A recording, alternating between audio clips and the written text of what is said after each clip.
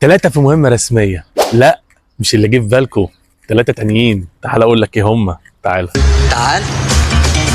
3 ما تستغناش عنهم في عربيتك، وانت كمان ما تستغنيش عنهم في عربيتك.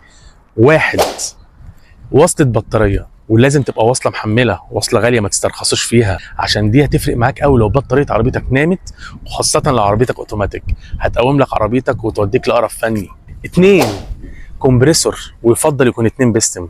ده كومبريسور هواء بيشتغل على بطاريه العربيه او بيشتغل على الولاعه، ده بحيث لو في عندك فرد كاوتش مريح يقوم لك الفرده لاقرب فني تروح له وتفحص عنده كاوتش عربيتك. رقم 3 كوريك تمساح.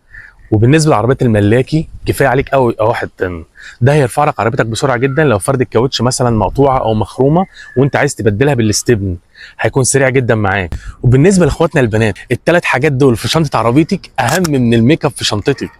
طب واحده هتيجي تقول لي طب انا الحاجات دي مش عارف استعملها،